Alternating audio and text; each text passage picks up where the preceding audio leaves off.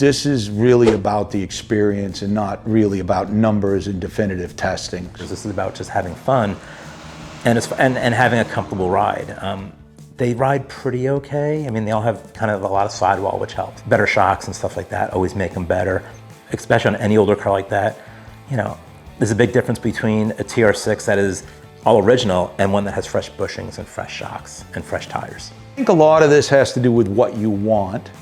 Obviously, some of it has to do with what you can afford. The MGB and the Miata are at the lower end of the price range. The MGB is finally starting to come up. The Alfa is timeless. They languished in the $5,000 to $15,000 range forever.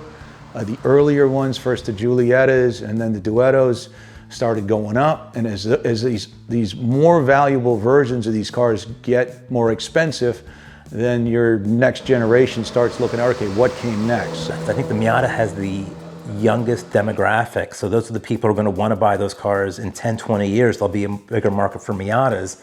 And if you're going to get specific with Miatas, there's all the special edition cars. I think if I was going to bank on one, probably Miata. If I was going to bank on another one, I think the Alfa, just because it's so pretty. Of all of them, the Alfa is the prettiest car here. And you buy with your eyes. I think this depends on what you're looking for. If you want to pull into a place and make an impression, I have arrived. TR6 does a pretty good job of that, and the Alfa Spider is just drop dead sexy. I mean, there's not many cars that are prettier than that. If you want to go to an autocross, it's tough to beat the Miata. If you want a date night car, the Miata certainly is a nice, comfortable, friendly car. The MGB is cool. People always say, oh, is the Miata too new? It's too modern. Is the Miata too new to be a classic sports car? I mean, I have an antique license plate on my Miata. It's 30 years old. When we started Classic Motorsports, a 30-year-old sports car was a chrome bumper MGB. Today, 2022, a 30-year-old sports car is an early Miata. Yes, it's newer than the MGB. It's got fuel injection. It could have AC. They could have anti-lock brakes. Compared to everything else today, it is still such a classic analog sports car. So I would say definitely the styling has aged so well that it's probably the most useful classic sports car.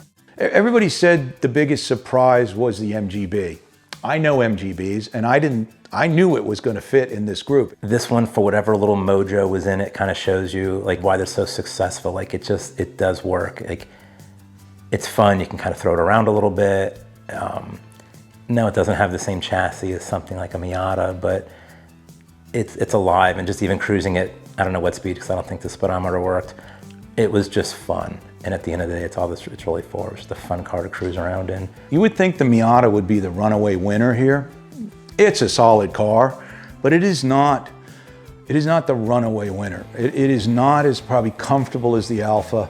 The Alfa has four-wheel disc brakes, 5-speed, dual overhead cam. It is a pretty modern spec, but you also have got to remember the Alfa was nearly twice as much money as an MGB back in the day. So today we might be comparing apples to apples, but back in the day they weren't really in the same market segment. Let's be honest, a big part of this is top is down. You want it to sound really good.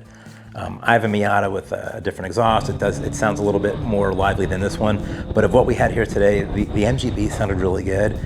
Had a little bit more exhaust, had a little bit burble on D-cell. The TR6 has its own sound, sounds really good, and the Alfa does sound good. So they all have different notes, but they all have their own symphonies, and when you have the top down, that's part of the experience, is you really hear it and experience it, and it's not piped in. And they're all good choices in their own way. A couple of them really make a visual statement. The MGB has classic, perfect lines, but it's not as striking and exciting as the Alfa. I mean, it's similar, but it's like an Alfa is like an MGB on steroids. I think overall, my favorite is probably the Alfa. It doesn't do everything the best, but to me, it looks the best. It's probably the most comfortable, and ergonomics are part of all this. The Miata is the most modern car, but it is the smallest car and probably the most cramped car. The TR6 is narrow, but there is a good-sized trunk. There is room behind the seats. I am a fan of the Miata. True confession, I've had a Miata for over 20 years. The Miata does do everything really well, meaning it does all the fun stuff a classic sports car should do. It's fun around town. You know, it's not the fastest thing, who cares? But also you can drive it cross country. The Alfa I like just because the cockpit's got a little bit more room in it. It's got the 5-speed transmission, a little bit more suspension, more styling. The headlight covers on this one. The way the gauges are not just, oh, we need to put gauges in the car, let's drill some holes and mount some gauges. It's all sculpted.